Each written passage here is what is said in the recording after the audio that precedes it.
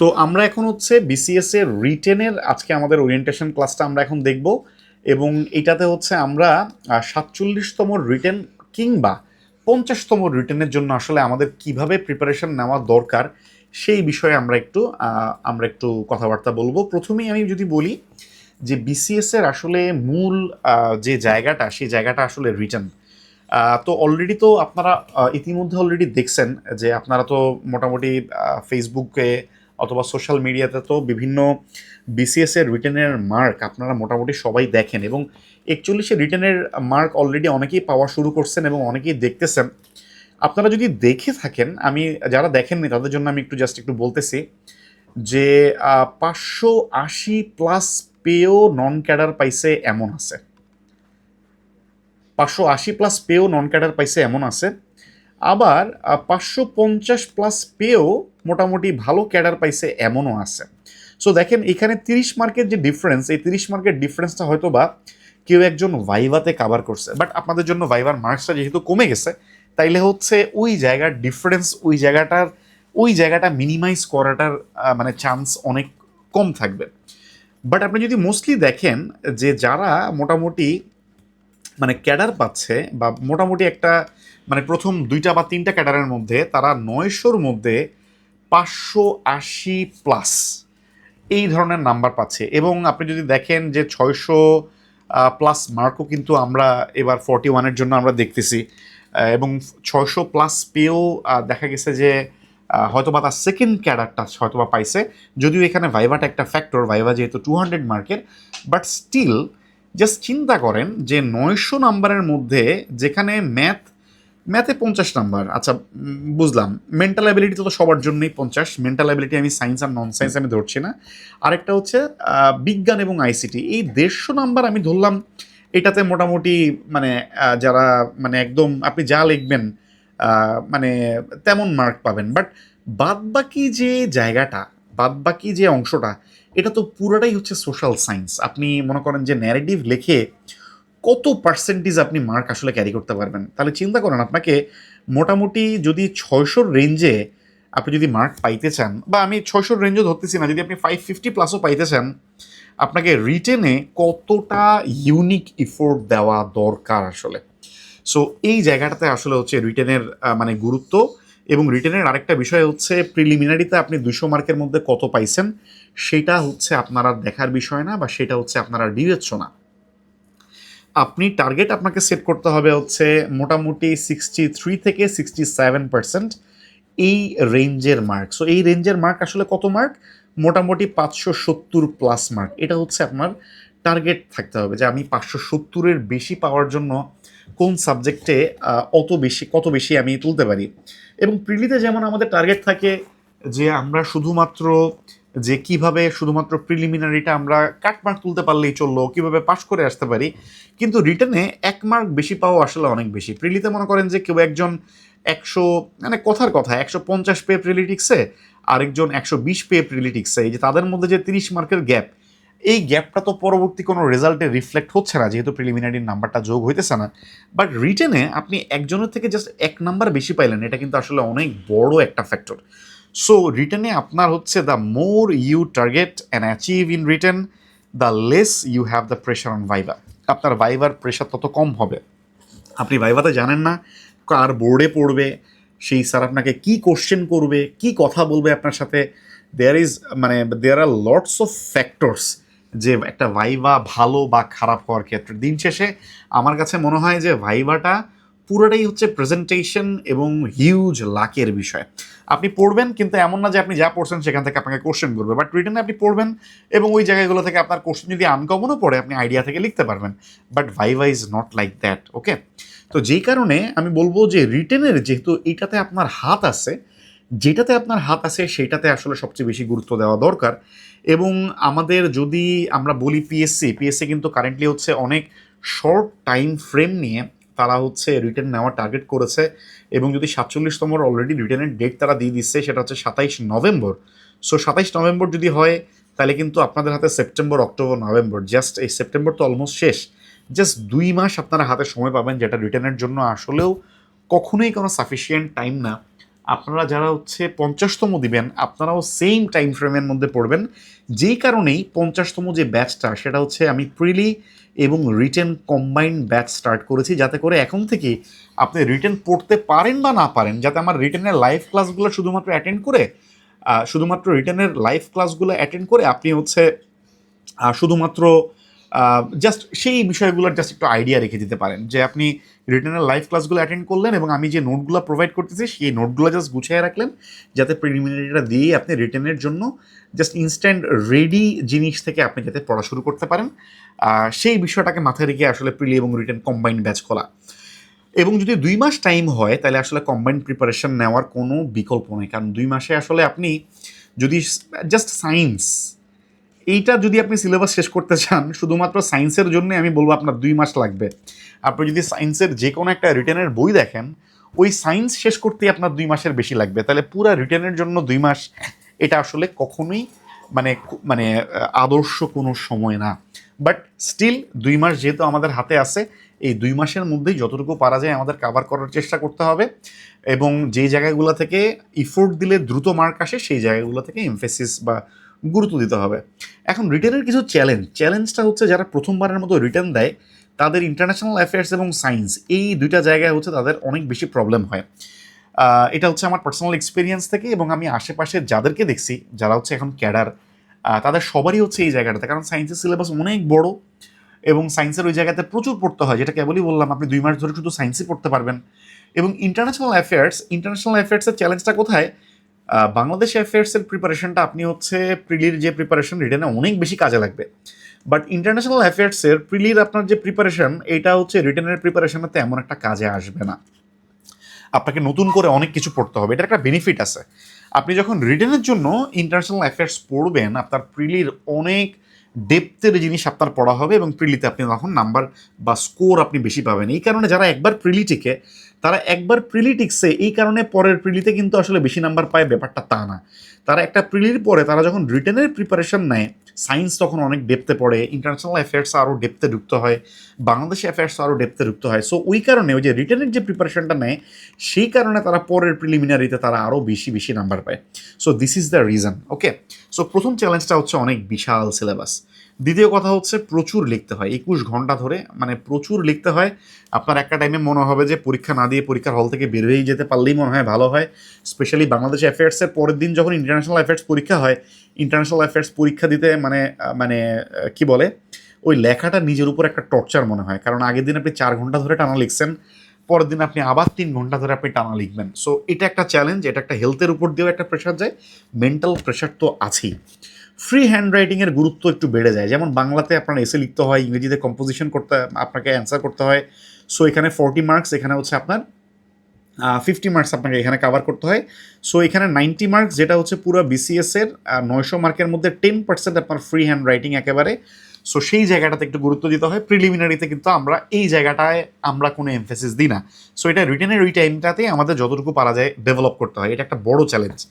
পরের চ্যালেঞ্জটা হচ্ছে ট্রান্সলেশনের ইটসেলফ হচ্ছে 65 নাম্বার। সো আপনি যদি ট্রান্সলেশনে দুর্বল হন, আপনার বিসিএস রিটেনে টিকা বা ভালো ক্যাডার পাওয়া ইটস অলমোস্ট ইম্পসিবল। কারণ হচ্ছে আপনার বা এই ইংরেজি পরীক্ষায় 25-25 দুইটা ট্রান্সলেশনে 50 নাম্বার, আবার বাংলাতেও আপনার একটা ট্রান্সলেশন থাকে যেটাতে হচ্ছে 15 নাম্বার। এই 65তে আপনি খারাপ করে আপনি মানে ভালো ক্যাডার পাওয়ার মানে দৌড়ে আপনি ডেফিনেটলি অনেক বেশি পিছিয়ে যাবেন।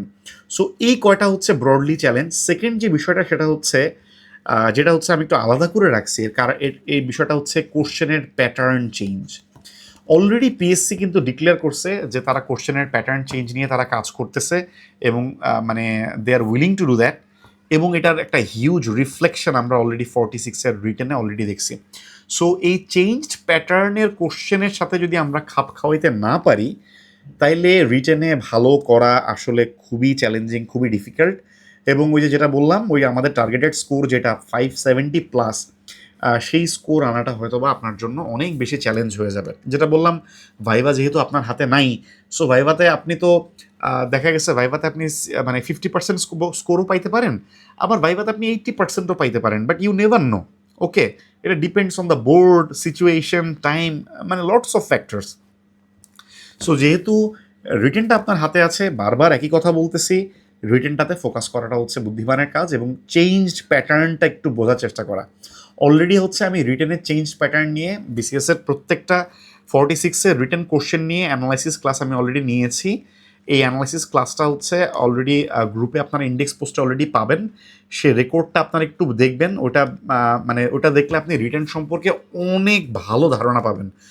মোটামুটি রিটেনের কোশ্চেনগুলো, প্রত্যেকটা কোশ্চেনগুলো নিয়ে আমি একটু আলোচনা করার চেষ্টা করছি যে এখানে কি লেখা যাইতে পারে, এটা কেমন ধরনের কোশ্চেন, এটাতে কী ধরনের চেঞ্জ আসছে। সো এই ক্লাসটা যদি করেন তাহলে আপনি রিটেনের অনেক ভালো একটা ধারণা পাবেন। ওকে, আচ্ছা, আমরা একটু সিলেবাসটা যদি একটু বলি, একটু ছোট করে সিলেবাস নিয়ে আলোচনা করি। আমাদের বাংলার ক্ষেত্রে সাহিত্য বিষয়ক যে কোশ্চেন, এটা প্রিলির পড়া দিয়ে মোটামুটি খুব ভালো মতন 60-70% না, আমি বলবো আরও বেশি আসলে অনেক ক্ষেত্রে কাভার হয়ে যায়। বাংলা ব্যাকরণের কিছু সিলেক্টিভ কোশ্চেন আমি আপনাদেরকে নোট দিয়ে দিছি। ওই সিলেক্টিভ কোশ্চেনের নোট পড়ে গেলে এর বাইরে আসলে কিছুই পড়তে হয় না। দেন সাহিত্য বিষয়ক কোশ্চেনের জন্য মানে খুবই লুক্রেটিভ ইন্ট্রোডাকশন এবং কনক্লুশন, সেটার নোটও আমি আপনাদেরকে দিয়ে রাখছি। ভাব সম্প্রসারণ, সারাংশ, অনুবাদ তো ট্রান্সলেশন প্র্যাকটিসের মধ্যে চলে যাবে, ওইটা করলে আপনি বাংলা পোর্শনটা কাভার হয়ে যাবে। দেন ভাব সম্প্রসারণ, সারাংশ, কিছু ভাব সম্প্রসারণ আপনাদেরকে কিছু রিডিং দিতে হবে, যাতে করে আপনার মধ্যে ভাব সম্প্রসারণ বা সারাংশের ওই থিমটা থাকে বা ওই সাহিত্যিক বিষয়টা থাকে। সংলাপ, পত্রলিখন, গ্রন্থ সমালোচনা, এগুলোর উপর আমি অলরেডি আপনাদেরকে নোট দিছি। গ্রন্থ সমালোচনা যেই কটা পড়তে হবে সেই কটার উপর নোট দিয়ে দিছি, পত্রলিখন এবং সংলাপেরও নোট দিয়ে দিছি, পত্রলিখনের ফরম্যাটের নোট দিয়ে দিছি। অর্থাৎ এই পোর্শনগুলো আপনি অলরেডি আমার নোটের পিডিএফটা, আপনি যদি এখন রিটেনের প্রিপারেশনের ক্যান্ডিডেট না হন, আপনি জাস্ট সুন্দর করে গুছিয়ে রেখে দিবেন। ওকে, যাতে করে আপনি যখনই প্রিলি টিকবেন, যাতে করে আপনি সাথে সাথে ওইটা থেকে আপনাকে নতুন করে না গুছাইতে হয়। সহজ কথা। রচনার ক্ষেত্রে আমি আপনাদেরকে আমি আপনাদেরকে কোনো স্পেসিফিক রচনার নোট দিব না, বাট আমি কি করব, আমি হচ্ছে স্পেসিফিক যেই রচনাগুলো আপনাদেরকে পড়তে হয়, ওটা তো রচনার জন্য না, রচনাও পড়তে হয়, বাংলাদেশ অ্যাফেয়ার্সও পড়তে হয়, ইন্টারন্যাশনাল অ্যাফেয়ার্সও পড়তে হয়, ওগুলার ডাটা, ম্যাপ, কোটেশন, এইগুলার নোট আমি আপনাদেরকে দিয়ে দিব। ওকে, এইগুলার নোট আমি আপনাদেরকে দিয়ে দিব।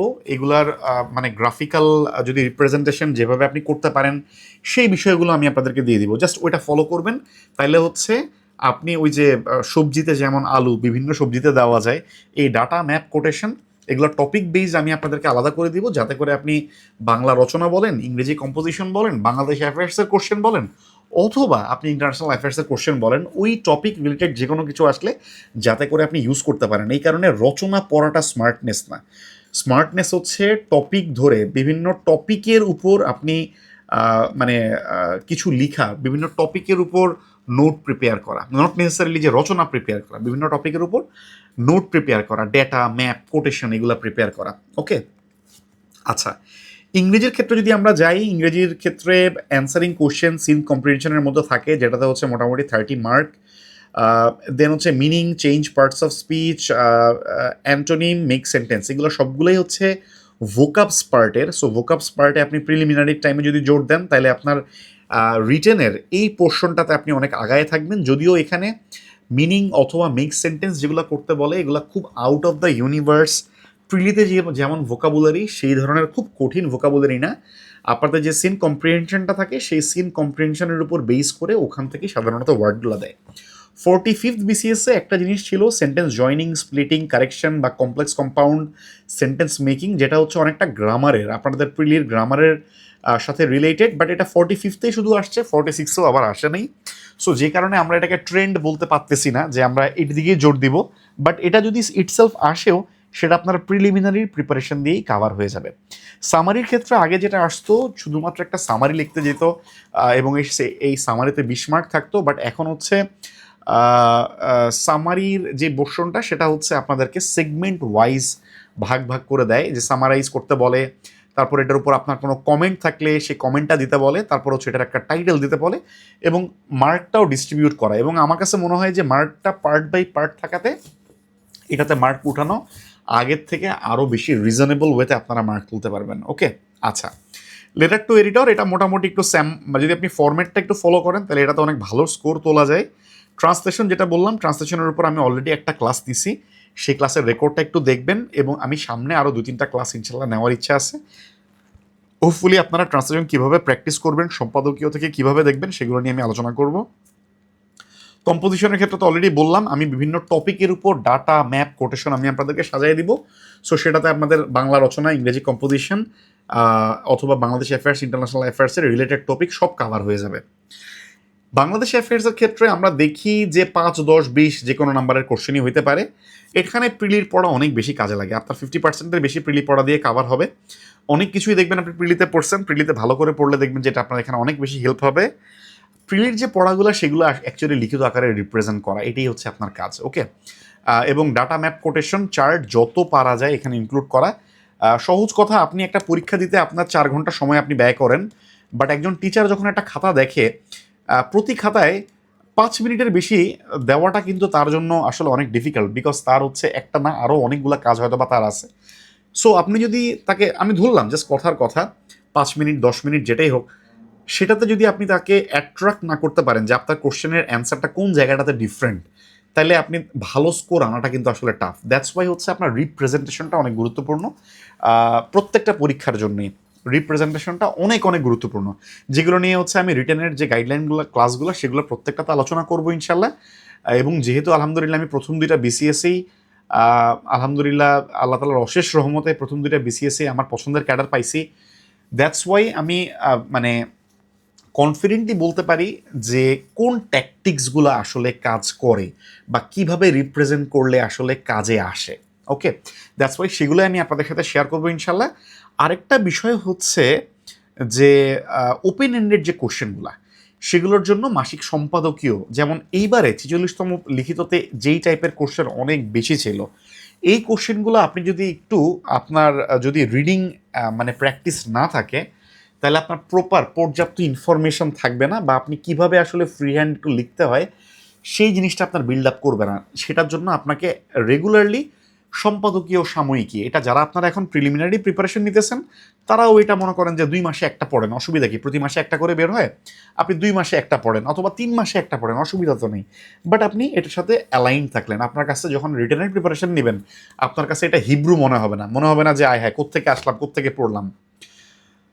ইন্টারন্যাশনাল অ্যাফেয়ার্সের ক্ষেত্রে কনসেপচুয়াল যে কোশ্চেন এগুলো প্রিলির সাথে তুলনামূলকভাবে কম মিল, এবং এটার কলেবর অনেক বড় এবং নতুন অনেক কিছু পড়তে হয়। সিলেক্টিভ চ্যাপ্টার থেকে পড়তে হয়, যেমন actors in the world, power and security, international economic relations এবং এনভায়রনমেন্ট, এগুলোর গুরুত্ব অনেক বেশি থাকে। এটা নিয়ে টেনশন করার কোনো দরকার নেই। এখান থেকে কি কি কোশ্চেন পড়তে হবে প্রত্যেকটা কোশ্চেনের নোট আমি আপনাদেরকে দিয়ে দিব ইনশাল্লাহ। ওকে, প্রত্যেকটা কোশ্চেনের নোট আমি আপনাদেরকে দিয়ে দিব। যদিও রিটেনের আমার আগের যে ব্যাচটা এটা মোটামুটি গাইডলাইন ওরিয়েন্টেড ব্যাচ ছিল, বাট এবারে যে রিটেন প্রিলি রিটেন কম্বাইন্ড যে ব্যাচটা সেটাতে মোস্ট অফ দ্য থিংস আমি আপনাদেরকে লেকচার নোট যতটুকু পর্যন্ত পারা যায় আমি দিয়ে দেওয়ার চেষ্টা করব। শুধুমাত্র সেগুলো একটু গুছায় রাখবেন আপনারা যারা প্রিলি ক্যান্ডিডেট, আর যারা রিটেন দিবেন তারা হচ্ছে সেগুলো এখন থেকে একটু একটু করে পড়বেন। ওকে, বড় কোশ্চেনগুলোর ক্ষেত্রে সাধারণত আমাদের মোটামুটি 10-12টা যদি সাম্প্রতিকের টপিক সেটা দেখে গেলে আসলে সবগুলা কোশ্চেন কমন পাওয়া যায়, এটা হচ্ছে বাস্তব কথা। এবং এর মধ্যে ম্যাপ ডাটা কোটেশন মানে কমন তো মোটামুটি মোরলেস সবাই পাবে, বাট কীভাবে লিখতেছে এখানের মধ্যে যেহেতু 40 নাম্বার বড় প্রশ্ন, এখানে 30 আর এখানে 10, কে কীভাবে রিপ্রেজেন্ট করতেছে সেটা হচ্ছে গুরুত্বপূর্ণ। সো সেটা নিয়েও আমরা আলোচনা করব। কিভাবে আমরা ম্যাপ ডেটা কোটেশন ইউজ করতে পারি, আমার পরীক্ষাগুলোতে কিভাবে আমি ইউজ করছিলাম, এই সবগুলো জিনিস নিয়ে ইনশাল্লাহ আমি আলোচনা করার চেষ্টা করব।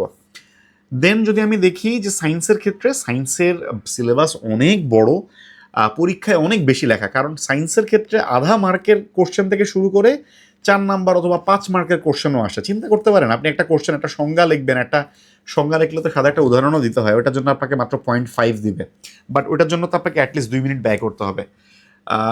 সময় একেবারেই পাওয়া যায় না, অনেক লিখতে হয়, বাট অনেক কম সময় থাকে, আবার সিলেবাসও অনেক বেশি। এটাও আমি চেষ্টা করব যথাসাধ্য আমি আপনাদেরকে নোট পিডিএফ আকারে দিয়ে দেওয়ার জন্য, শুধুমাত্র যেই বিষয়গুলো হচ্ছে আপনাদেরকে পড়তে হবে বা আপনারা যেই বিষয়গুলো পড়বেন শুধুমাত্র সেগুলো আমি ইনশাল্লাহ আপনাদেরকে গুছিয়ে দিয়ে দিব।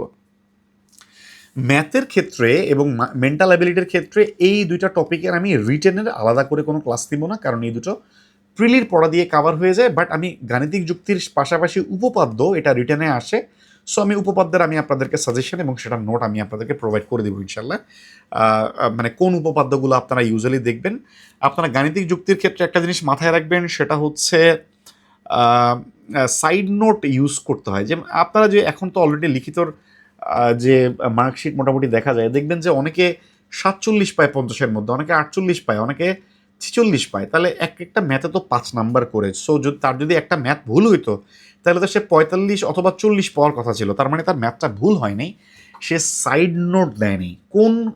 কোন সাইড নোট দিতে হয় সেটা আমি আপনাদের সাথে ম্যাথের রিটেন ক্লাসে ইনশাল্লাহ আলোচনা করব। ওকে, এবং মেন্টাল অ্যাবিলিটি সেটা হচ্ছে মোটামুটি প্রিলির পড়া দিয়ে সুন্দর মতো কাভার হয়ে যায়, এটা আলাদা করে আমাদের দেখার প্রয়োজন হয় না। এবং যেটা বলছিলাম, রিটেনের জন্য প্রেজেন্টেশন ইজ দ্য কি। আপনি কত সুন্দর করে কোনো কিছু প্রেজেন্ট করতে পারলেন সেটার উপর আসলে অনেক কিছু ডিপেন্ড করে।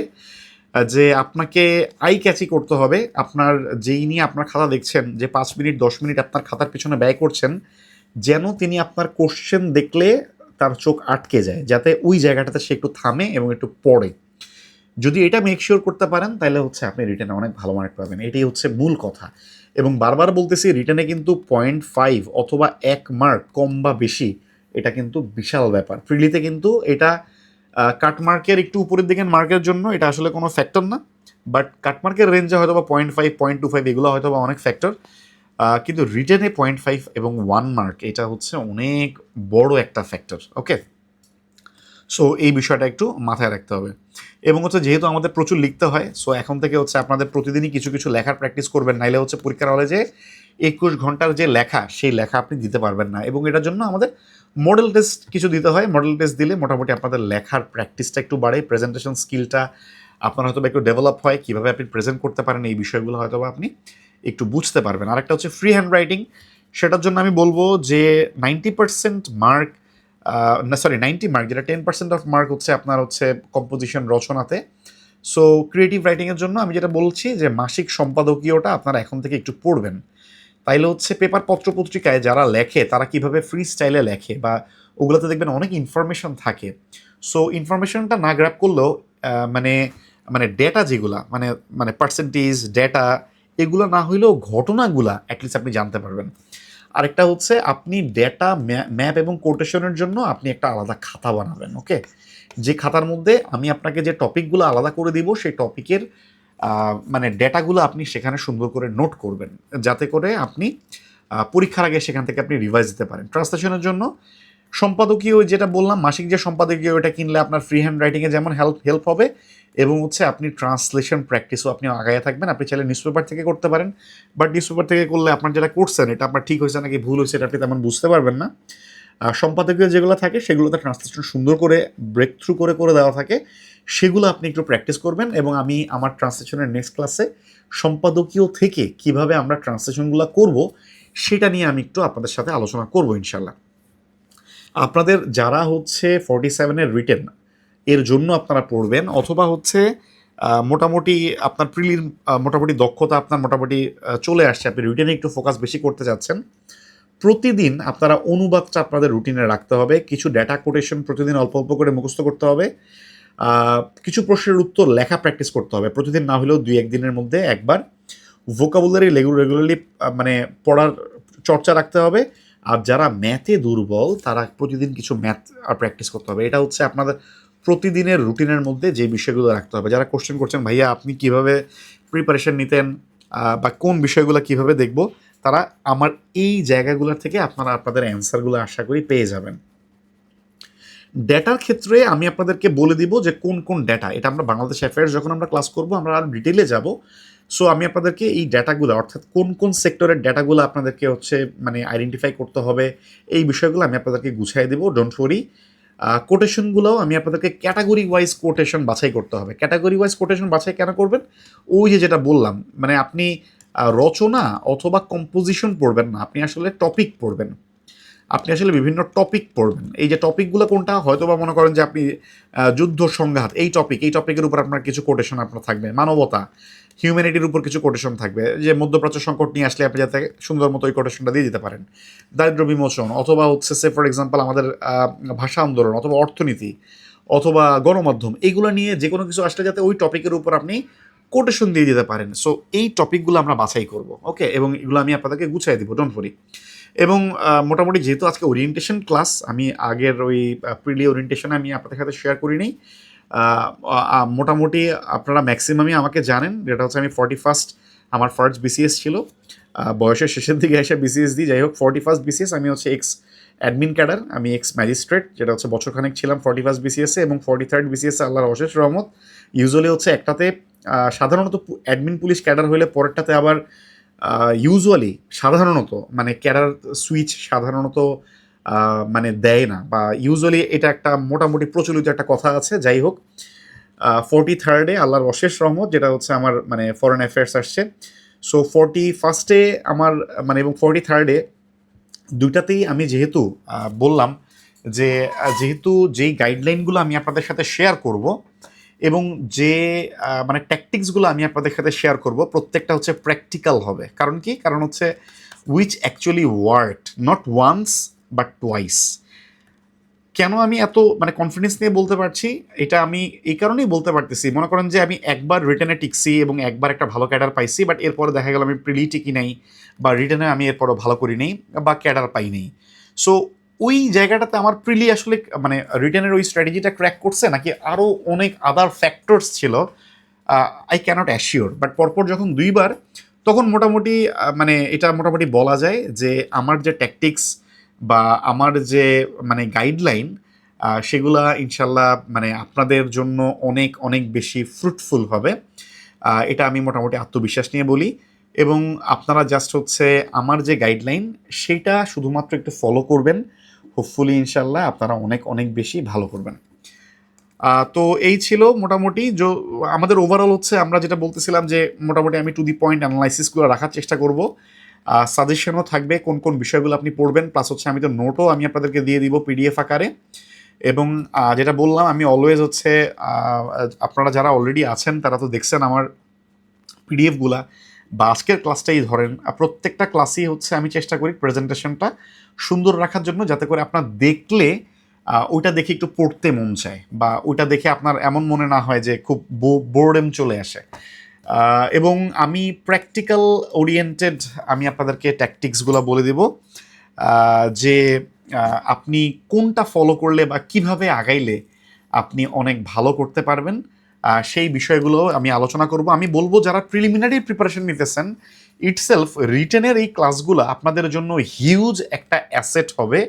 কারণ টুডে অর টুমরো বিসিএস অথবা অন্য যে কোনো একটা আদার জব পরীক্ষায় আপনার রিটেনের এই গাইডলাইন অবশ্যই অনেক হেল্প করবে আপনাকে, অন্য যে কারো থেকে আলাদা প্রেজেন্টেশন, অন্য যে কারো থেকে আপনাকে বেশি মার্ক পাওয়ার ক্ষেত্রে। ওকে, আচ্ছা। তো মোটামুটি এই ছিল আমাদের রিটেনের ওরিয়েন্টেশন ক্লাস। আপনাদের সবার জন্য অনেক অনেক শুভকামনা, অনেক অনেক দোয়া। তো আমি এখন হচ্ছে আপনাদের যে কোশ্চেন আনসারগুলো, সেই কোশ্চেন আনসারগুলো আমি একটু অ্যাড্রেস করার চেষ্টা করব। সো ওভারঅল প্রথমে আপনারা হচ্ছে কোশ্চেন যেগুলো মানে যদি আগে অলরেডি কোশ্চেন করে থাকেন, কাইন্ডলি হচ্ছে আপনাদের ওই কোশ্চেনটাই কপি করে হচ্ছে আরেকবার একটু কমেন্টে দিবেন, যাতে করে আমি এখনই দেখতে পারি। সো সেগুলো থেকে আমি সেগুলো মানে আমি কাভার করার চেষ্টা করব আপনাদের কোশ্চেন আনসারগুলো। তার আগে আপনারা একটু জানাবেন যে ওভারঅল আজকের ক্লাস থেকে আপনারা নতুন কিছু শিখতে পারছেন কিনা, ক্লাস আপনাদের কেমন লাগছে, কোনো সাজেশন আছে কিনা যে ভাইয়া এই বিষয়গুলো যদি কাভার করতেন তাইলে তো মনে হয় একটু ভালো হইতো। সো এই ধরনের যদি আপনাদের কোনো সাজেশন থেকে থাকে, সো সেটাও আপনারা জানাবেন, কোনো অসুবিধা নেই। এবং হচ্ছে আপনাদের কোশ্চেন আনসার সেগুলো হচ্ছে আমি একটু অ্যাড্রেস করার চেষ্টা করব। আচ্ছা, অলরাইট। আচ্ছা, আমি একটা করে দেখি। আচ্ছা, আসসালামু আলাইকুম ভাইয়া। ওয়ালাইকুম আসসালাম। 47 আমার প্রথম বিসিএস ছিল, আমি আপনার ব্যাচ 3 এর স্টুডেন্ট। ওকে, আপনার গাইডলাইন ফলো করে ইনশাল্লাহ আশা করছি 47 প্রিলি হবে। Congratulation so much. এর জন্য আপনাকে অসংখ্য ধন্যবাদ হচ্ছে। ওকে, আমি আবার নতুন ব্যাচে ভর্তি হয়েছেন, এখন 47 রিটেনের জন্য কিভাবে এই ব্যাচে মিলিয়ে পড়বো যদি কিছু পরামর্শ দিতেন। আমি যেটা বলবো, এই ব্যাচের শুধুমাত্র রিটেন পোর্শনটা কাভার করবেন, এই ব্যাচের শুধুমাত্র রিটেন পোর্শনটা কাভার করবেন। আপনার যেহেতু 47 ইনশাল্লাহ হয়ে যাবে, সো রিটেন পোর্শনটা আপনি একটু কাভার করবেন। আপনি দেখবেন যে আমার প্রত্যেকটা ক্লাসেরই রিটেনের কিছু কিছু পোর্শন, ইভেন বাংলার জন্য আমি রিটেনের ক্লাস অলরেডি নিয়ে ফেলেছি, সেটা একটু দেখেন। দেন হচ্ছে ইংরেজির জন্য সামনে নিব। রিটেন পোর্শনের যে অংশগুলো শুধুমাত্র সেই জিনিসগুলো কাভার করেন। তার পাশাপাশি প্রিলির আমার যে নোটগুলা বা নতুন যে দাগানো বইগুলা, সেগুলো হচ্ছে হয়তো বা এর পাশাপাশি একটু দেখলেন, জাস্ট পরবর্তী প্রিলির আগে একটু রিভিশন দিয়ে দিবেন। ওকে, আচ্ছা। আমি পরেরটা দেখছি, পরের কোশ্চেন 47-এ 70-এর মতো আপনার নাম্বার থাকে, সামনে 49 বিসিএস আছে, আপনার সাবজেক্ট হচ্ছে ম্যানেজমেন্ট, জেনারেল প্রস্তুতির ব্যাপারে যদি একটু বলতেন। আচ্ছা, জেনারেল প্রস্তুতির ব্যাপারে আমার ছোট একটা ক্লাস আছে 49th জেনারেল বিসিএস প্রিপারেশনের উপর। তার থেকে গুরুত্বপূর্ণ আমি আপনাদেরকে আরও সহজ একটা তরিকা দিয়ে দিই, যারা হচ্ছে 49th যারা দিচ্ছেন, রেড মার্কটাই আসলে চোখে পড়ে, যারা 49টা দিচ্ছেন তাদের জন্য আমি বলবো আমার প্রত্যেকটা সাবজেক্টের শর্ট সাজেশন মানে ভিডিও ক্লাস আছে, যেখানে আমি আলাদা করে, যেমন সে ফর এক্সাম্পল আমি যখন ইংলিশ লিটারেচারের শর্ট সাজেশন ক্লাস দিয়েছি, সেখানে আমি বলে দিয়েছি যারা 49th তারা মানে সিলেক্টিভলি শুধুমাত্র কোন অংশগুলো দেখবে, তাদের জন্য তার 5 নম্বরের জন্য ইংলিশ লিটারেচারের মানে সবগুলো তো দেখার দরকার নেই, আবার হচ্ছে বাংলা লিটারেচারের ক্ষেত্রেও সেম। সো আমার শর্ট সাজেশন প্রত্যেকটা সাবজেক্টের আছে, ওইটা ধরে শুধুমাত্র আপনি প্রিপারেশন নেন। আপনার জেনারেল পোর্শনের জন্য তো আপনাকে সব সাবজেক্টও আবার যেহেতু আপনাকে দেখতে হবে না, সো বাংলা ইংরেজি সহ যেই সাবজেক্টগুলো শুধুমাত্র আপনাকে কভার করতে হবে, সেই সাবজেক্টের যারা হচ্ছে 49th প্রিপারেশন নিচ্ছেন, আবারও বলতেছি আপনাদের জাস্ট 20 দিনের মতো সময় আছে, আপনারা আমার শর্ট সাজেশনটা জাস্ট কভার করেন, সেটা কভার করলেই ইনশাল্লাহ আপনি খুব মানে গুছানোর প্রস্তুতি নিতে পারবেন জেনারেল পার্টের জন্য। আচ্ছা, মাস্টার বই নেবেন নাকি ইংলিশ ফর কম্পিটিটিভ এক্সাম নেবেন বুঝতেছেন না, চোখ বন্ধ করে যে কোনো একটা নেন, ডোন্ট ওয়ারি, এর সাথে একটা জব সলিউশন নেন। জব সলিউশন নিলে তো আপনি আপডেটেড কোশ্চেনগুলো এমনিতেও পেয়ে যাচ্ছেন, সো এটা নিয়ে ওরি করার কোনো দরকার নেই। আরেকটা বিষয় হচ্ছে মাস্টারের যেটা 2021-এর ভার্সন আপনি যেটা বলেছেন, ওটার কিন্তু আবার সংস্করণ কিন্তু মানে আছে 2023 পর্যন্ত, মানে আপডেটেড, ওদের ভুল টুলগুলো মনে হয় 2023 পর্যন্ত কারেকশন করা আমার যতদূর মনে পড়ে। সো মানে সেটা কনসিডার করতে পারেন, আপনার যেটা প্রেজেন্টেশন ভালো লাগে যে কোনো একটা নিলেই চলবে। বাট আমার কাছে মনে হয় মোস্ট অফ দ্য স্টুডেন্ট আপনারা মেবি মানে মাস্টার বইটা একটু বেশি ফলো করেন, বাট দেন এগেইন আপনি যদি ইভেন ডাইজেস্টও পড়েন দ্যাটস ফেয়ার ইনাফ, কোনো অসুবিধা নেই, আমার ক্লাসগুলোর পাশাপাশি যে কোনো একটা রেফারেন্স বই ফলো করলেই চলবে। 49th বিসিএসে কীভাবে কাটমার্ক অ্যানালাইজ করবেন? 49th বিসিএসে কাটমার্ক অ্যানালাইজ করতে পারবেন না, কারণ সাবজেক্ট ওয়াইজ কাটমার্ক ডিফারেন্ট হবে। সো সেটা আপনি অ্যানালাইজ করতে পারবেন না, এটা পসিবল না, কারণ যিনি ম্যানেজমেন্টের তার যার কাটমার্ক যেটা হবে, যিনি এগ্রিকালচারে তার কাটমার্ক ডেফিনেটলি সেটা হবে না, বিকজ কোশ্চেনের সিট সংখ্যা কিন্তু সেম না, এটা আমি অলরেডি একটা ক্লাসে এক্সপ্লেন করেছি। সো এটা আপনি অ্যানালাইজ করতে পারবেন না। আচ্ছা আচ্ছা, আমি যে কোশ্চেনগুলো দেখছি সেই কোশ্চেনগুলো হচ্ছে আমি একটু রিয়্যাক্ট দিয়ে যাচ্ছি, যাতে আপনারা বুঝতে পারেন যে আমি কারেন্টলি কোন কোশ্চেনটা আমি অ্যান্সার করছি। আচ্ছা, ক্লাস অসাধারণ লেগেছে, অনেক ধন্যবাদ। আচ্ছা, আসসালামু আলাইকুম স্যার, আমার আচ্ছা আমি এই কোশ্চেনটা অলরেডি অ্যান্সার করেছি, জেনারেল পার্টের জন্য কিভাবে আপনি প্রিপারেশন নেবেন। আচ্ছা, ক্লাস ভালো হয়েছে, থ্যাংক ইউ। আচ্ছা, প্রিলিমিনারি এবং রিটেনের জন্য আমার কোনো সাজেস্টেড বুক লিস্ট আছে কি না, যদি বুক লিস্ট থাকে তাহলে আমি এটা আবার একটু সংক্ষেপে বলে দিই। আপনারা যদি বই কিনতে চান, আপনারা হচ্ছে বাংলার জন্য আমার যে সাহিত্যের পিডিএফটা, সেই সাহিত্যের পিডিএফটা দেখলেই চলবে। এর পাশাপাশি আপনারা যদি আরেকটা বই দেখতে চান যে বিরোচন পার্টের জন্য, আপনারা ডাইজেস্ট বা অগ্রদূতটা দেখতে পারেন। বাংলা ব্যাকরণের জন্য বোর্ড বইয়ের কোনো বিকল্প নাই, প্লাস বিরোচন অংশের জন্য অগ্রদূত তো বলেই দিলাম। ইংরেজির জন্য হচ্ছে হ্যান্ডবুক অন ইংলিশ লিটারেচার, এই বইটা আমি দাগিয়ে দিয়েছি, যদিও এই বইটার খুবই ভালো পিডিএফ অলরেডি আমি দিয়েও দিয়েছি। সো আপনারা যদি পিডিএফ থেকে পড়ে অভ্যস্ত হন তাহলে আপনাদের বই না কিনলেও চলবে, আর যদি আপনি বই থেকে দাগায় পড়তে চান তাহলে আপনি হার্ড কপি কিনবেন। গ্রামারের জন্য যে কোনো একটা কিনতে পারেন, মোস্ট স্টুডেন্টরা মাস্টার অথবা কম্পিটিটিভ ইংলিশ গ্রামার এই দুটার মধ্যে যে কোনো একটা ফলো করে। দেন আমি যদি বলি বাংলাদেশ অ্যাফেয়ার্স, ইন্টারন্যাশনাল অ্যাফেয়ার্স, ভূগোল এবং নৈতিকতা সবগুলোর জন্য বেসিক ভিউ এটা দেখতে পারেন। বেসিক ভিউ যদিও আমি বলি এটার ভালো দিক এবং খারাপ দিক, এটার ভালো দিক হচ্ছে এটাতে অনেক তথ্য থাকে, আবার এই সেম জিনিসই এটার অনেক খারাপ দিক, কারণ এত তথ্য আসলে প্রিলিমিনারির জন্য পড়ে কিছুই মনে রাখা যায় না, এত মোটা বই। সো এই কারণে সিলেক্টিভ জিনিসগুলো আমার দাগানো পোর্শনগুলো হচ্ছে একটু কভার করতে পারেন, কভার করবেন, এবং এর পাশাপাশি আমি আমার যে পিডিএফগুলো সেই পিডিএফগুলো একটু দেখবেন। সো এটার মধ্যে মোটামুটি বাংলাদেশ অ্যাফেয়ার্স, ইন্টারন্যাশনাল অ্যাফেয়ার্স, নৈতিকতা, ভূগোল সবগুলো এটার মধ্যে কভার করবে। দেন যদি আমি সায়েন্সের কথা বলি, সায়েন্স ককটেলটা আমার কাছে মোটামুটি ভালো লেগেছে রিসেন্ট টাইমে যেই বইগুলো সেগুলোর মধ্যে, এবং আইসিটির জন্য আমার কাছে আলালস যে আইসিটি, এই বইটা আমার কাছে ভালো লাগছে। সো আপনারা সায়েন্স ককটেল এবং আলালস আইসিটি এইটা আপনারা দেখতে পারেন। আরেকটা হচ্ছে ম্যাথের জন্য, একটাই তো বাকি থাকে, ম্যাথের জন্য আপনারা জাস্ট খাইরুলস দেখতে পারেন, ম্যাথ এবং মেন্টালের জন্য খাইরুলস বেসিক যেটা সেটা দেখতে পারেন। আর যারা হচ্ছে একটু ব্যাংক ওরিয়েন্টেড প্রিপারেশন নেবেন তারা হচ্ছে অ্যাডভান্সড ম্যাথটা দেখতে পারেন, বা যারা হচ্ছে ম্যাথে একটু স্ট্রং জোন। এটা হচ্ছে মোটামুটি হচ্ছে বইয়ের ধারণা। আশা করছি মোটামুটি বুঝতে পেরেছেন। আচ্ছা, ক্লাস লেকচার শুনলে আত্মবিশ্বাস বেড়ে যায়। হ্যাঁ, অনেক অনেক ধন্যবাদ। আচ্ছা স্যার, বিসিএস জার্নির মনস্তাত্ত্বিক বিষয়গুলো নিয়ে একদিন একটু আলোচনা করবেন। দেখা গেল একদিন পড়লে আরেকদিন পড়া হচ্ছে না, প্রতিদিন 4-5 ঘন্টা করে টেবিলে বসে থাকলেও সেরকম ফোকাস দিয়ে। এই জন্য আমি বলি যে অলওয়েজ আপনারা চেষ্টা করবেন আমার লাইভ ক্লাসগুলো অ্যাটেন্ড করার জন্য। যদি রেকর্ডের উপর ডিপেন্ড করেন তাহলে দেখবেন যে একটা ক্লাস করবেন, ওকে ফাইন, রেকর্ড থেকে দেখবো, বাট লাইভে থাকলে আপনি অলওয়েজ আপনি কানেক্টেড থাকবেন। ওকে, এই জন্য সবাইকে বলি যে লাইভ ক্লাসে কানেক্টেড থাকার চেষ্টা করবেন। সেটা হয়তো বা আপনার 1 ঘন্টা 1.5 ঘন্টা, বাট ডেফিনেটলি আপনার সাথে সাথে পড়ার জিনিসগুলোও হয়ে গেল, প্লাস এরপরে আপনি ডিরেক্টলি হচ্ছে আমার পিডিএফ থেকেই গো থ্রু করতে পারবেন। আর মনস্তাত্ত্বিক বিষয়গুলো, বিসিএস এর বিষয়গুলো, অভিজ্ঞতার বিষয়গুলো, এগুলো ইনশাল্লাহ আস্তে আস্তে ক্লাসের ফাঁকে ফাঁকে আপনাদের সাথে আলোচনা করব। আচ্ছা, ডকুমেন্টগুলো হার্ড কপিতে দেওয়ার জন্য এতে আমাদের বেশিরভাগে উপকার হবে। এটা আমি মনে হয় না এই ব্যাচে পারবো, বাট আমি সেই প্রিপারেশনটা আমি অলরেডি নিচ্ছি কিছু কিছু করে। যদি আমি সবগুলো একসাথে হার্ড কপি কম্পাইল করে একটা হয়তো বা হার্ড মলাটে আমি যদি প্রোভাইড করার মতো হয়, ডেফিনেটলি মানে এটা করলে মানে আপনাদেরও অনেক সুবিধা হয়। ডেফিনেটলি এটা আমার মানে প্ল্যানে আছে, কিন্তু ওই যে যেটা বললাম আসলে সময়ের সাথে ব্যাটে বলে করাটা অনেক বেশি টাফ হয়, বাট স্টিল আমি আমার চেষ্টা অব্যাহত রাখছি। দোয়া করবেন যাতে দ্রুত করে ফেলতে পারি। আচ্ছা, 47-এর সিলেবাস শেষ করে রিভিশন দিয়ে এক্সাম দিয়ে 95 ± আচ্ছা, এখন 50-এর জন্য শুরু থেকে নতুন করে সাবজেক্ট ওয়াইজ টপিক ওয়াইজ পড়বেন কিনা, নাকি রিভিশন স্টাইলে কন্টিনিউ করবেন? আমার মতে রিভিশন স্টাইলে কন্টিনিউ করেন, আর কয়েকটা সাবজেক্ট একটু রিটেনের দিকে একটু একটু জোর দেন। কারণ আপনার প্রিলিমিনারির পড়া এবং রিভিশন মোটামুটি মানে খুব ভালো স্টেজে আছে। যদি 95 ± থাকে, আমি কালকে ক্লাসেও বলেছি যে আপনার যদি 95-100-র মতো থাকে, তাহলে আপনি মোটামুটি প্রিলির নোটগুলো একটু গুছানো শুরু করেন, এগুলো একটু চোখ বুলান, পাশাপাশি রিটেনেরগুলো একটু গুছিয়ে ফেলেন, আর পাশাপাশি প্রিলিটা রিভাইজ করতে থাকেন।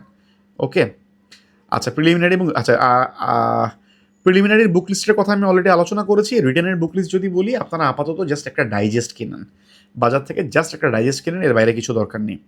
ক্লাসের সব টপিকের শেষে কিছু কুইজ রাখলে ইনস্ট্যান্ট পড়া ফ্যান্টাস্টিক একটা suggestion. Thank you so much.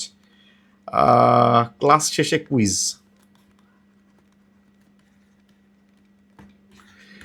Class শেষে কুইজ অথবা পরের দিনের ক্লাসের আগে কুইজ।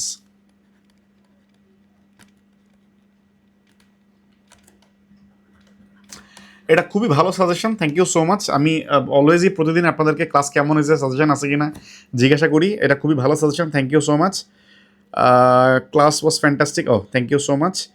আচ্ছা, জব সলিউশন কোনটা ভালো হবে? জব সলিউশন মনে হয় খুব সম্ভব ক্র্যাকের 2টা মানে পার্ট এখনও বাজারে আসেনি।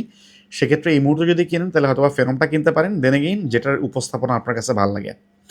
স্যার, রিটেনে আপনার মার্কস কেমন ছিল যদি আমাদের একটু জানাতেন। এখনও হাতে পাইনি ভাইয়া, যদি হাতে পাই ডেফিনেটলি ইনশাল্লাহ আপনাদের সাথে আমি মানে সেটা নিয়ে আমি আলোচনা করার চেষ্টা করব। জব সলিউশন শুধু বিসিএসেরটা? হ্যাঁ, জব সলিউশন মোটামুটি হচ্ছে ওই যে ফেনোম বা ক্র্যাক, এই দুটার মধ্যে এই দুটাই আসলে বেশি চলে। এই দুটা আসলে শুধুমাত্র বিসিএস আর না, এটা বিসিএস সহ অন্যান্য সব চাকরির পরীক্ষার অ্যাকচুয়ালি। রিটেনের জন্য আগের কোনো ক্লাসে কোনো বুক লিস্ট দিয়েছিলাম কিনা? রিটেনের ক্লাসে আমি বুক লিস্ট রিটেনের জন্য আমি আলাদা করে মানে আগের ক্লাসে কোনো আলোচনা করিনি। আপাতত আপনারা বাজারে মনে হয় অ্যাসুরেন্সের বাইরে আমি তেমন একটা কোনো ডাইজেস্ট আসলে আমি পাই না, বাট ডাইজেস্ট থেকে পড়ে আসলে খুব একটা বেশি ভালো লেখা যায় না। সো আপনারা আমার নোটটা একটু বেশি ফলো করার চেষ্টা করেন। ওকে,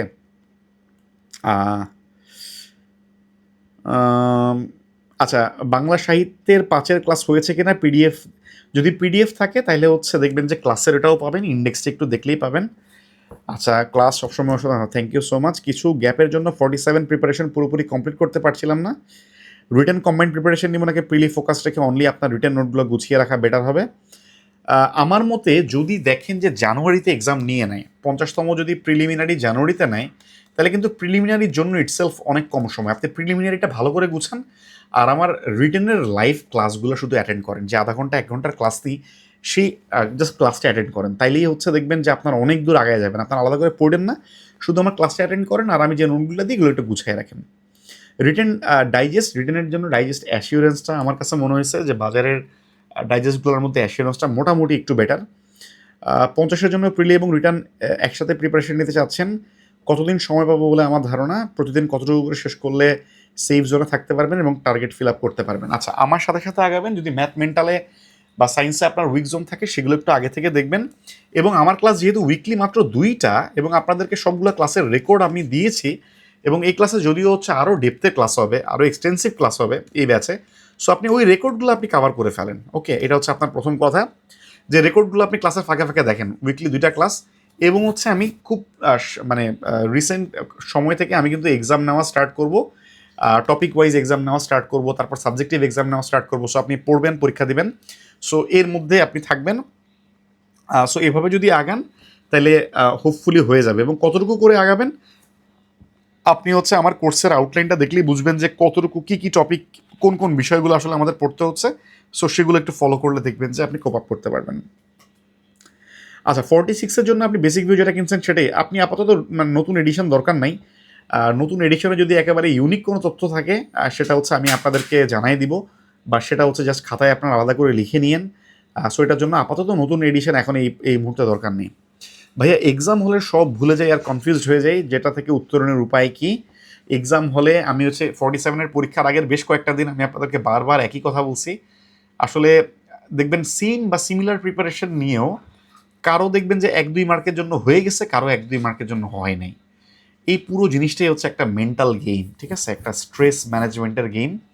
আপনি ওই কালকে যেমন একটা কথা বললাম যে আপনি সে ফর এক্সাম্পল বাংলা দিয়ে যদি আপনার পরীক্ষার কোশ্চেন শুরু হয়, তাইলে তো মনে করেন যে আপনি কয়েকটা কোশ্চেন দেখেই বুঝতেছেন যে আপনার এখানে মানে তেমন একটা বেশি উদ্ধার করার সুযোগ নাই, এখানে অনেক কঠিন কোশ্চেন হয়েছে, জাস্ট স্কিপ বাংলা, আপনি ইংরেজি প্রশ্নে চলে যান। সো এটা হচ্ছে একটা টেকনিক, যেটা হচ্ছে আপনি যখনই দেখবেন যে কনফিউজড হয়ে যাচ্ছেন কোন একটা সাবজেক্টে, আপনি আরেকটা জায়গায় আপনি কিভাবে কাভার করতে পারেন। সো এই জিনিসগুলো একটু কাভার করলে কিছুটা হিল হয়। আরেকটা হচ্ছে কিছু কমন সেন্স এবং মেথড অফ এলিমিনেশন সাহস করে অ্যান্সার করতে হয়। ওকে, সো যত আপনি বেশি পড়বেন, আপনি সাহস করে অ্যান্সার করলে ওটাতে আপনার বেশি হওয়ার চান্স বাড়বে। কোন সাবজেক্টগুলোর ডেপথে ঢুকলে আউটকাম অনেক ভালো হবে? Very fantastic question. আপনি, আমার কাছে মনে হয় বাংলাদেশ বিষয়াবলী এটার যত ডেপথে ঢুকবেন এটা তত ভালো হবে। কারণ হচ্ছে বাংলাদেশ বিষয়াবলী আপনার প্রিলিতে যা পড়বেন রিটেনে এটার 50%-এর বেশি কাজে লাগবে। সো এটা হচ্ছে অনেক ইম্পর্টেন্ট। সায়েন্স যত ডেপথে ঢুকবেন, সায়েন্স বলতে সায়েন্স এবং আইসিটি, আপনি যত ডেপথে ঢুকবেন আপনি তত এখানে ভালো আপনি প্রিপারেশন নিতে পারবেন। কারণ সায়েন্স এবং আইসিটি রিটেনে হিউজ সিলেবাস। সো প্রিলিতে যদি আপনি একটু ভালো করে পড়েন, আপনি রিটেনে অনেক বেশি আগে থাকবেন। দেন হচ্ছে ইন্টারন্যাশনাল অ্যাফেয়ার্স প্রিলির সাথে অত বেশি মিল নাই, ওটা আমি এই জন্য অত বেশি ডেপথে ঢুকতে বলি না। দেন হচ্ছে ইংলিশ, ইংলিশ স্পেশালি হচ্ছে ইংলিশের সেকেন্ড পার্ট, ইংলিশ গ্রামার, আপনি যত ডেপথে ঢুকবেন আপনার তত ফ্রি হ্যান্ড রাইটিংয়ে আপনার ভুলভাল তত কম হবে। আপাতত এই 3টা আমার কাছে মনে হয়েছে যে আপনি ডেপথে অনেক বেশি ঢুকতে পারেন। দেন এগেইন অনেক অনেক ভালো কোশ্চেন, আমার কাছে মনে হয় যে বাকিদের জন্য এটা অনেক কাজে লাগবে।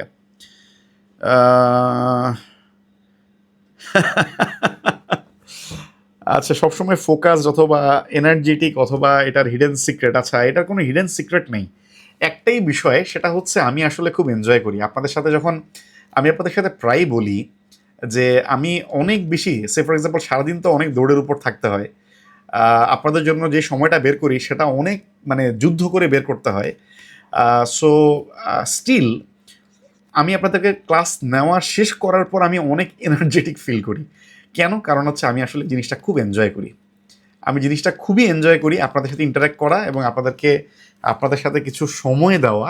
এটা আমি মনে করি আমার জন্য একটা হিউজ প্রিভিলেজ, বিকজ আপনারই হচ্ছে সামনের দিনের অনেক বড় বিসিএস ক্যাডার, অনেক বড় সরকারি কর্মকর্তা, অনেক বড় এন্টারপ্রেনার, অনেক বড় হয়তো বা মানে বিজনেস ওনার, আপনারই হচ্ছেন ফিউচার। ওকে, সো আমার কাছে মনে হয় এটা একটা বিশাল সুযোগ আপনাদের সাথে ইন্টারাক্ট করার। অনেক কিছু শিখি, প্রত্যেকটা সেশনে আমি আপনাদের থেকে অনেক কিছু শিখি। আপনাদের কোশ্চেনগুলো থেকে আমি অনেক ভিউইং অ্যাঙ্গেল পাই, যেটা হয়তো বা আমি চিন্তা করি নেই, যেটা হয়তো বা আপনাদের সাথে ইন্টারাক্ট করার পর আমি জানি। এই জিনিসগুলো আসলে আমাকে ফোকাসড রাখে। এবং সবচেয়ে ইম্পর্টেন্ট কথা হচ্ছে আমি জিনিসটা অনেক বেশি এনজয় করি। আপনি যে কোনো বিষয়ে যদি এনজয় করেন একবার, এটাতে আপনার ক্লান্তি আসবে না। ওকে, আপনি ওটা অনেক সময় ধরে করতে পারবেন, ঠিক আছে? সো এটাই আসলে আমার কাছে মনে হয়েছে যে মানে জাস্ট ফোকাসড বা এনার্জেটিক থাকার আসলে অ্যান্সার। আচ্ছা, সম্পাদকীয় বলতে মাহিজ হ্যাঁ, সম্পাদকীয় মাহিজ না শুধু, আরও অনেক সম্পাদকীয় আসলে আ মানে আ আ কি বলে? যে আপনি অ্যাটেন্ড মানে নিতে পারেন। শুধুমাত্র মাহিজ সম্পাদকীয় না, বাট বাজারে খুব সম্ভব মাহিজটা একটু বেশি চলে এবং মাহিজের ট্রান্সলেশনটা আমার কাছে একটু বেটার মনে হইছে। ভাইয়া জুম বা মিটে নিলে ভালো হইতো। জুম বা মিটে নিলে আসলে আমার জন্য ভালো হইতো না। বিকজ ওখানে হচ্ছে আবার বেশ কিছু মেম্বার রেস্ট্রিকশন থাকে এবং জুমের রেকর্ডটা আবার পরবর্তীতে প্রসেস করে রেকর্ড দিতে এটা অলমোস্ট মোটামুটি প্রায় ১০-১২ ঘন্টা ওয়েট করতে হয়। বাট আমি এইখানে আপনাদেরকে ক্লাস শেষে আপনারা খেয়াল করছেন কিনা, আমি জানি না আপনারা খেয়াল করছেন কিনা, ক্লাস শেষের মোটামুটি ১৫-২০ মিনিট অথবা আধা ঘন্টার মধ্যে আমি সাধারণত আপনাদেরকে ক্লাস রেকর্ডটা দিয়ে দিই। ক্লাস রেকর্ডের লিঙ্ক পর্যন্ত দিয়ে দিই। ইউটিউবের লিঙ্ক আমি আপনাদেরকে দিয়ে দিই, প্রাইভেট লিঙ্ক। এটা হচ্ছে আমি অন্য প্ল্যাটফর্মে এই লেভারেজটা আমি পাবো না। সো দ্যাটস ওয়াই হচ্ছে আমি মানে ফেসবুক লাইভেই হচ্ছে নেওয়া। আইসিটির জন্য আলসের বই, সায়েন্সের জন্য ককটেইল আর প্রিলির সাথে রিটেনের জন্য ভালোভাবে পড়লে কাভার হয়ে যাবে কি না? ম্যাথ রিটেনের জন্য কি 8-9 এর ম্যাথ রিটেনের জন্য আমি বলি বোর্ড বইগুলা সলভ করার ওই ধারণা থেকে বাইর হয়ে আসেন। অনেকেই বলবে বোর্ড বইয়ের সবগুলা ম্যাথ সলভ করে ফেলো। বোর্ড বইয়ে তো অনেকগুলা ম্যাথ। এখন আপনি মনে করেন যে সবগুলা ম্যাথ একই টাইপের কয়টা ম্যাথ করবেন? টাইপগুলা অনুযায়ী অ্যানালাইসিস করে আগাইলে বরং সেটা বেটার। আপনি বরং টাইপ ধরে ওইটা আপনি 8-10 এর বই থেকে আপনি কাভার করতে পারেন। বাট বই থেকে না। মানে আপনি বই থেকে না ঢালাওভাবে করে গেলেন, বিষয়টা এমন না। আচ্ছা, আরেকটা হচ্ছে আইসিটির জন্য আলালস এবং সায়েন্সের জন্য ককটেইল, এটা যদি কাভার করেন প্লাস আমার সায়েন্স এবং আইসিটির পিডিএফ এবং আমার ক্লাস লেকচার একটু ভালো করে ফলো করবেন, তাইলে দেখবেন যে আপনি রিটেনের জন্য অনেক আগে থাকবেন। আচ্ছা, ন্যাশনাল আমি পরের কোশ্চেনে যাচ্ছি। ন্যাশনালে 4th ইয়ারের রিটেন 14 আগস্ট শেষ হয়েছে। 49তে Bangla, English, Bangladesh affairs subjective দিয়ে সার্ভাইভ করার ট্রাই করব। ওকে, 50 টার্গেট করে নেক্সট কয়েকটা মান্থ ফোকাস করার প্ল্যান আছে। আমার জন্য মাস্টার্স এই মুহূর্তে স্কিপ করলে ভালো হবে কি না? মাস্টার্স আপনি তো যে কোনো সময় করতে পারবেন এবং বাংলাদেশের মোটামুটি মোরললেস ম্যাক্সিমাম জবেই, ইভেন বিসিএসও তো আসলে মাস্টার্স রিকমেন্ডেড না। আরেকটা বিষয় হচ্ছে, যেমন ধরেন ভাইয়া, মানে ফ্র্যাঙ্কলি বলি, আমি কিন্তু এখন কারেন্টলি একটা মাস্টার্স করতেছি। কিসের উপর? Professional masters on international relations and diplomacy, যেটা হচ্ছে আমার ফরেন সার্ভিসের সাথে পুরোপুরি যায়। আপনি যখন নিজে ক্যাডার হবেন, আপনি তখন আপনার ক্যাডার সার্ভিসের সাথে মিলায় আপনি একটা মাস্টার্স করেন। আপনি যদি বিসিএস অ্যাডমিনিস্ট্রেশন ক্যাডারে যান, আপনি তখন সে ফর এক্সাম্পল আপনি গভর্নেন্সের উপর আপনি একটা মাস্টার্স করতে পারবেন। আপনি যখন পুলিশ ক্যাডারে যাবেন, আপনি তখন হচ্ছে সে ফর এক্সাম্পল ক্রিমিনোলজির উপর আপনি একটা মাস্টার্স করেন, যেটা হচ্ছে আপনার জবের সাথে অ্যালাইন। আপনি যেহেতু এখন গভর্নমেন্ট জবের প্রিপারেশন নিচ্ছেন, আপনি আপনার নিজের সাবজেক্টের মাস্টার্স করা থেকে কি ক্যাডার ওয়াইজ মাস্টার্সে ফোকাস করাটা বেটার না? দ্যাটস ওয়াই আমি বলি, যেহেতু হচ্ছে আপনার মাস্টার্সটা জবের জন্য প্রি রিকুইজিট না, তাই আমার মতে যে এখন জবের প্রিপারেশনে ফোকাস করাটা মানে করতে পারেন। দেন এগেইন আপনার পার্সোনাল প্রেফারেন্স, আপনার রিসার্চের প্রতি ভালোবাসা, এই বিষয়গুলো তো ডেফিনেটলি দিজ আর সাবজেক্টিভ, এগুলো হচ্ছে পুরোটাই আপনার উপর। বাংলাদেশ এবং ইন্টারন্যাশনাল অ্যাফেয়ার্সের MP3 আছে, ওইখান থেকে আপনার দাগানোগুলো, ইয়েস, আমার দাগানোগুলো মিলায় পড়লেই হবে। আমি বইয়ের ক্ষেত্রে কখনো ধরাবাধা কিছু বলি না। স্যার, ফিল্ম জব সলিউশনের 46 পর্যন্ত বিসিএস এর কোশ্চেন আছে, তাহলে কি 47th কোশ্চেন অ্যাড করার পর নিব নাকি এখন নেবেন? 47th কোশ্চেন তো অ্যাভেলেবেল অন দ্য মানে মানে কি বলে ইন্টারনেট, শুধুমাত্র এই 47th জন্য। এবং জব সলিউশন যে এখনই নিতে হবে, এটা আপনি আরও 1 মাস পরে নিলেও কোনো ব্যাপার না। সো আপনি নিতে পারেন। আপনার যদি মনে হয় যে 47 কোশ্চেনগুলো হইলে ভালো হয়, তাহলে কয়েকটা দিন পরে নেন, যেহেতু এখনও নেন নাই। আমি এখন কোথায় জব করছি? আচ্ছা, আমি এখন মিনিস্ট্রি অফ ফরেন অ্যাফেয়ার্সে আছি। আমি হচ্ছে 43rd BCS ফরেন অ্যাফেয়ার্স। 41স্টে আমি হচ্ছে অ্যাডমিন ক্যাডারে ছিলাম, মানে assistant commissioner and executive magistrate হিসেবে বছরখানেক। এখন আমি ফরেন মিনিস্ট্রিতে আছি। আচ্ছা স্যার, আপনি সবসময় নিজেকে হাইলাইট না করে আমার স্টুডেন্টদেরকে হাইলাইট করেন। হ্যাঁ, এইটা আমার কাছে মনে হয় যে অ্যাকচুয়ালি ক্লাসের মধ্যে তো আসলে আমি সেন্টার না, সেন্টার হচ্ছে আপনারা। আমি যদি আমার নিজেকে সেন্টার বানাই, তাহলে তো আমি আপনাদেরকে কোনো কিছু ডেলিভার করতে পারবো না। এই কারণে এখনও আমার ব্যাচের অনেক স্টুডেন্ট আমার সম্পর্কে জানে না যে আমি কে, আমি কোথায় জব করি। ইটসেলফ এখন একজন কোশ্চেন করলেন যে ভাইয়া আপনি কোথায় জব করছেন কারেন্টলি। সো এই বিষয়গুলোকে আমি হাইলাইট করি না, অথচ এই সেম জিনিসটাই হয়তো বা অন্য কোনো প্ল্যাটফর্ম হইলে হয়তো বা শুধুমাত্র যে মানে পরপর দুইটা এই ক্যাডার, এই জিনিসটাকেই হয়তো বা অনেক বেশি ফোকাস করতো। বাট আমার কাছে মনে হয় যে অলওয়েজ আপনারাই সেন্টার। আমার সময় থেকে আপনার সময় বেশি দামি। আমি তো চাকরি পেয়ে গেছি, বাট আপনাদের তো চাকরি পাইতে হবে, দ্যাটস দ্য ইম্পর্টেন্ট থিং। আচ্ছা স্যার, 47 প্রিলির মতো কঠিন প্রশ্ন আসলে পরীক্ষার হলে বসে, যেটা বললাম 47তে যে কোশ্চেনটা সেটা হচ্ছে অনেকটা স্ট্র্যাটেজির খেলা হয়েছে, মেথড অফ এলিমিনেশনের খেলা হয়েছে, এখানে জ্ঞানের কোনো খেলা হয় নাই। 47th মতো কোশ্চেন আবার হবে কি না এটা কোনো সন্দেহ আছে, সো 47th নিয়ে আপাতত চিন্তা করা বাদ দেন। বাট যদি এরকম কঠিন কোশ্চেন হয় তাইলে কি করবেন? তাইলে আপনি যেটা করবেন যে ওই যেটা বললাম, একটা সাবজেক্ট দেখে যদি দেখেন যে কোশ্চেন আসলে অনেক বেশি কঠিন হয়েছে, তাহলে আপনি স্কিপ করে পরের সাবজেক্টে যাবেন। যদি দেখেন ওইটাও কঠিন হয়েছে, আপনি স্কিপ করে পরের সাবজেক্টে যাবেন। আপনি যদি দেখেন পরপর 3টা সাবজেক্ট অনেক কঠিন কোশ্চেন হয়েছে, ইভেন ইফ আপনি পরীক্ষার প্রিপারেশন ভালো নিছেন, তাইলে আপনি বুঝবেন কোশ্চেন কঠিন হয়েছে। আজে বাজে দাগানো থেকে আপনি একটু রেজিস্ট করবেন নিজেকে, বাট কমন সেন্স এবং মেথড অফ এলিমিনেশনে যেগুলো দাগানো যায় সেগুলোতে আবার ফোকাস করবেন। বাট যেগুলো মনে করেন যে অভিধানের কোথায় আছে 3, 4, 5 এই টাইপের জায়গাগুলোতে কমন সেন্স খাটানোর আসলে কিছু নাই। ম্যানুয়াল দা আসুমসা কত বছর ধরে শব্দ সংগ্রহ করছে, এগুলোতেও আসলে মানে মাথা খাটানোর কিছু নাই, মেথড অফ এলিমিনেশনের কিছু নাই। বাদ বাকি যেগুলোতে আসলে মেথড অফ এলিমিনেশনের জায়গা আছে সেগুলো খাটাইতে হবে, এবং কঠিন কোশ্চেনগুলো একেবারে ছাড় দিতে হবে। প্রিসেপ্টরের বিসিএস প্রিলিমিনারি কোশ্চেন ব্যাংক কেমন হবে? যে কোনো একটা দেখতে পারেন, কোনো অসুবিধা নেই। বিষয়ভিত্তিক প্রশ্নগুলোর প্রতি আলাদা করে দেওয়া আছে, অবশ্যই দেখতে পারেন। সায়েন্স রিটেন কি ককটেইল আলাদা বই কিনা? হ্যাঁ, সায়েন্স খুব সম্ভব হচ্ছে আলাদা বই, প্রিলি এবং রিটেন। ওকে, আপনার সংরক্ষণে 2022-এর বইগুলো আছে, নতুন সংস্করণ এই মুহূর্তে দরকার নেই, কারণ নতুন সংস্করণে আর কতটুকুই বা মানে অ্যাড হয়েছে, যা শুধুমাত্র হচ্ছে সাম্প্রতিক কিছু জিনিস অ্যাড হবে। আমি আপনাদেরকে সাম্প্রতিকের পিডিএফ ক্লাসের দিকে দিয়ে দিব, সো বই নতুন করে কেনার দরকার নেই। ভাইয়া, পিএসসি যেভাবে বিসিএস এর রোড ম্যাপ দিয়েছে, হ্যাঁ আমি সেজন্যই এটা বললাম, সেজন্যই আসলে যে প্রিলি যেহেতু 2 মাস পরেই হচ্ছে রিটেনের রোড ম্যাপ, এটা আমি ক্লাসের মাঝখানেও আলোচনা করেছি, দ্যাটস ওয়াই রিটেনের পার্টগুলো হচ্ছে গুছিয়ে রাখা দরকার। ওকে, এখন দৈনিক পড়ার রুটিন কেমন হওয়া উচিত? দৈনিক পড়ার রুটিন আমার কাছে মনে হয় এক একজনের জন্য এক এক রকম হবে। যারা রিটেন এর জন্য টার্গেট করবেন তারা রিটেনেরটা ফোকাস করে তারপর প্রিলির অংশগুলো গুছাবেন, আর যারা প্রিলিতে ফোকাস করবেন তারা প্রিলির অংশগুলো গুছাবেন, এবং সাথে সাথে আমার রিটেনের জিনিসগুলো জাস্ট গুছিয়ে রেখে দিবেন, যদিও আমি ড্রাইভে সবগুলো গুছিয়ে দিচ্ছি। আর হচ্ছে প্রচুর মানে কোন একটা প্ল্যাটফর্মে জাস্ট মডেল টেস্ট দিবেন, আমিও হচ্ছে আপনাদেরকে টপিক ওয়াইজ মডেল টেস্ট নিব, সো পড়বেন, মডেল টেস্ট দিবেন, যেগুলো পারতেছেন না সেগুলো আর একটু ডেপথে পড়বেন।